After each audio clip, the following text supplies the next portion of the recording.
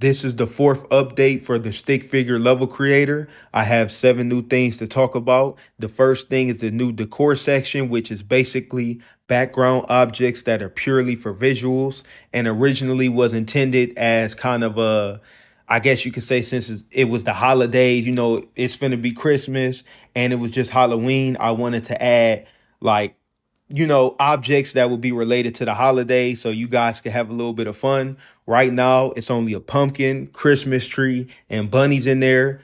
The second thing I want to talk about is color blocks. So instead of me having like a block for each color, I just have the main colors, and then I have what we call a custom block, which allows you to make whatever color block you want, and it can be loaded up in the level so you don't have to worry about that being a problem because I did. It was an error where it did not save the custom block, but it did allow you to change the color of the custom block. So I was like, you know what? I might have that as a feature in there one day where you could create a level and then change the colors of the level later. You feel me? But as of right now, it will just be the way I wanted it to.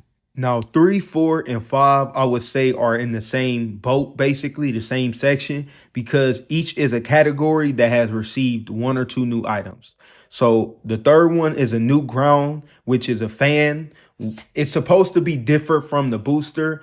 And right now you can actually jump on top of it, but in future updates, you will be able to just walk through it like a normal fan. So that way you can put those inside of blocks, stuff like that.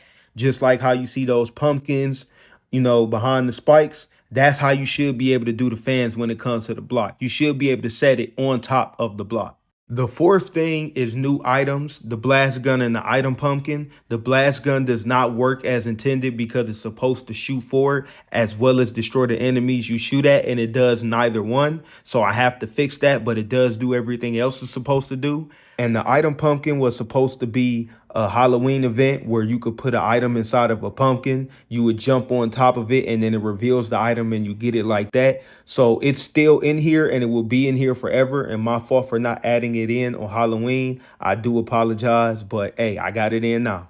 The fifth thing is a new enemy, which name is Callow, and is a lot faster than the other enemies in the game. The sixth thing is I fixed errors from the previous version, which is version 3. And the last and final thing, I've added more maps. And for those who don't know, I create maps and I upload them to this Dropbox folder. And you can download all of the maps that I have created from there, which are basically a part of the game. They are separate. So you do have to go to each map. You have to copy and paste the encrypted code, which contains the map.